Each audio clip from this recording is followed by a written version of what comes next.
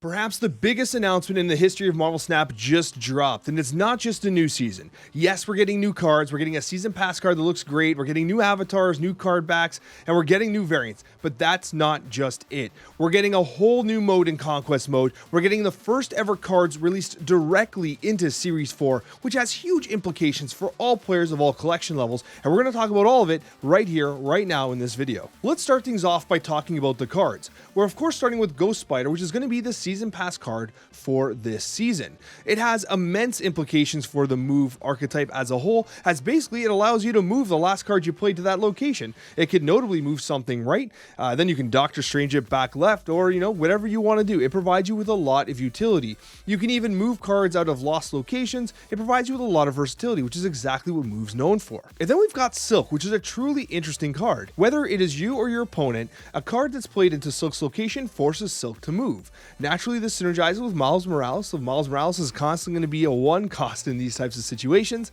but also, and most notably, it can also be used to access locations that are stormed, or like Sanctorum, or places you can't generally play into. So Silk tends to be one of those kind of tools that movement can use in order to access locations that they may not be able to otherwise access. And then we've got Spider-Man 2099, which most notably is similar to Gambit for discard. Whereas with Gambit, you discard a card and destroy a card on the other side of the board.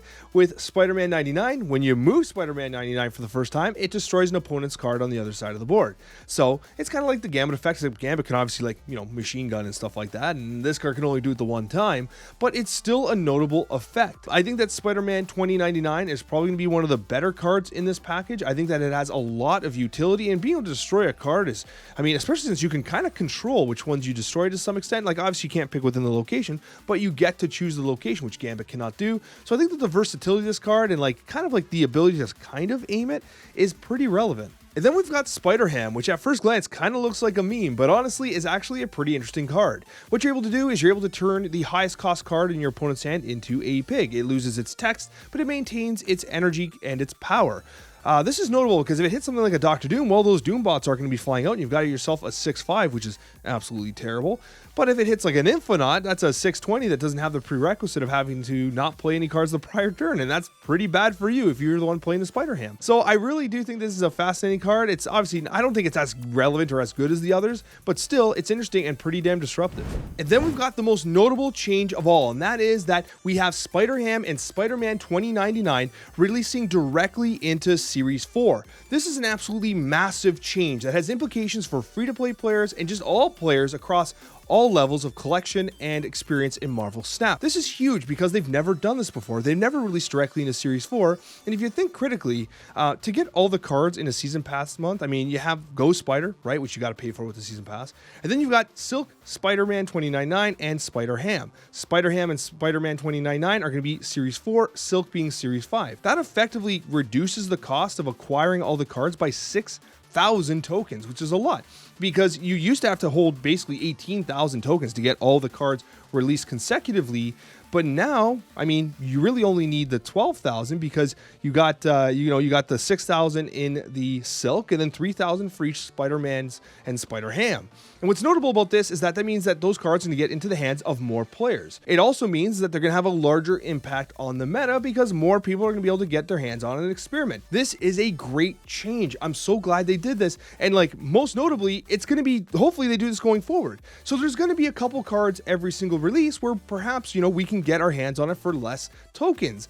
That is super important because although we're getting the weekend missions and stuff to gain more tokens, we want to improve this card acquisition system. They're clearly listening to the community, and this is by far one of the biggest announcements of this release, but not the biggest. Of course, the biggest announcement here is the release of Conquest mode. Conquest is a highly competitive mode, without bots by the way, that allows you to test your mettle in battle mode against other players. Now, what's notable about this is that you used to have, a very standard laddering experience with ranked, but if you wanted to battle mode, you had to either battle people on Discords or set up with friends and stuff like that, or play in tournaments. But now what you get is that type of experience of battle mode competitively, but with randomly matched opponents, right? And the experience of playing in battle mode is completely different than playing on ladder. So you have a very different experience profile and a completely different skill set with completely different decks and a whole different meta now in Marvel Snap. It's like things have been split. You have the ranked ladder and then you got the conquest ladder, and things will be a little different, and I really like that. I think it's going to provide a lot of people with some variability with how they want to play Marvel Snap. Of course, there's rewards. As you're playing, you're going to be earning currency, which you can kind of use to get into specific shops, and then you can get, like, you know, more boosters, you can get tickets, you can get you know, mystery variants. There's all these different rewards, and I'm sure they'll tweak them as time goes on. I mean, they're going to tweak this whole mode. Is it too hard? Is it too easy? Is it too expensive? You know, the rewards not good enough. You're right. It's on the launch. It looks pretty solid. And I'm sure that they'll keep taking our feedback as time goes on. What's notable as well is that it looks like that the kind of onset of Conquest mode, the Proving Grounds, looks like it's free, which is great. So you can at least test it out, see if you like it. And it looks like it does cost some money at some point, but it looks like you're able to actually earn the ticket for each individual kind of next tier if you're successfully able to clear the prior tier.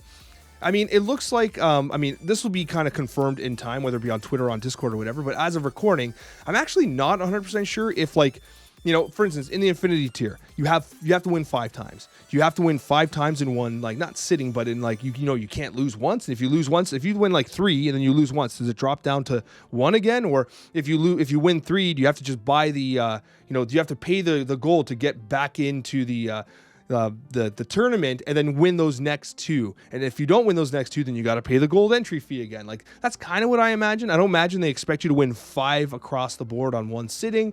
You know, you basically just have to win those 5, and if you lose at some point, if you lose that 4, then you just got to rebuy in, get another ticket, and finish it off with that 5th win. That's what I'm assuming, but I'm sure you guys will know in the comments. But regardless, these are huge, huge announcements. This is way more than just a season pass announcement. This is a massive shift to the way not only card acquisition works in Marvel Snap, but of course the way we get to play Marvel Snap, which of course is the most important thing of all. Thanks for watching, guys. If you'd like to support my content, press the like button. It's absolutely free, and it's all that YouTube cares about. We'll see you in the next Marvel Snap video.